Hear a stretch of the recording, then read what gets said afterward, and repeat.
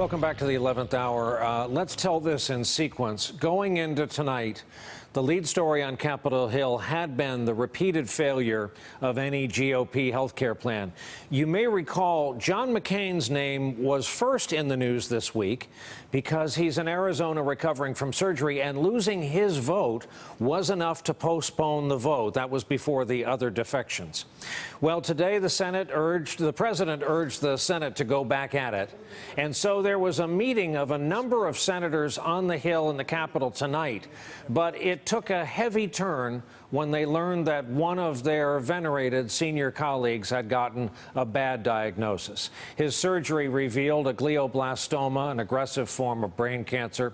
As his family discusses treatment options, McCain's daughter Meghan released a statement tonight saying, quote, "It won't surprise you to learn that in all of this, the one of us who is most confident and calm is my father. He is the toughest person I know.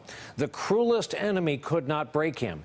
The aggressions of political life could not bend him. So he is meeting this challenge as he has every other. Cancer may afflict him in many ways, but it will not make him surrender. Nothing ever has." Our correspondent Garrett Hake is on Capitol Hill tonight to start off our coverage. A heavy emotional night there, Garrett.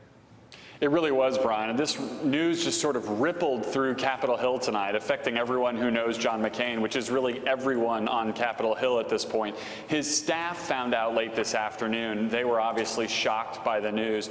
And then Senator Lindsey Graham of South Carolina was one of the next people to find out here on the Hill.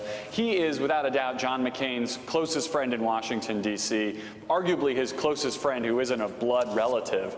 And it was Lindsey Graham who had to break the news to the other senators that were in this health care meeting tonight. He apparently was on the phone with John McCain when he walked in, then shared the news with the other 15 or 20 or so Republican senators who were in the room. We're told they stopped what they were doing and had James Lankford, the Republican senator from Oklahoma, who used to be a pastor, say a prayer right there in the meeting for John McCain, and then tried to return to their business of discussing health care with this sort of hanging over the room. Afterwards, Lindsey Graham spoke to reporters about his conversations with John McCain and where he goes from here. Talked to John, said, yeah, I'm gonna have to stay here a little bit longer, take some treatments, and I'll be back. And we talked about 5 minutes. You know, it's gonna be a tough way forward, but he says, I've been through worse.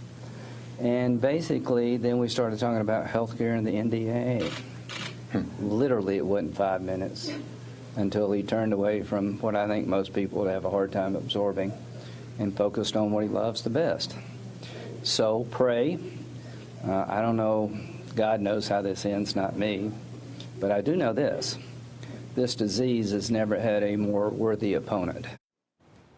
And Brian, we've heard statements like that from people all across the ideological spectrum, absolute bipartisan support for John McCain, who is so widely respected up here. But I would be remiss not to mention the politics of this, which is John McCain was expected to be a fairly reliable vote on this health care bill. And if he's not going to be back here anytime soon, that makes the path for Republicans to repeal and replace Obamacare that much narrower. Hey there, I'm Chris Hayes from MSNBC. Thanks for watching MSNBC on YouTube. If you want to keep up to date with the videos we're putting out, you can click subscribe just below me, or click over on this list to see lots of other great videos.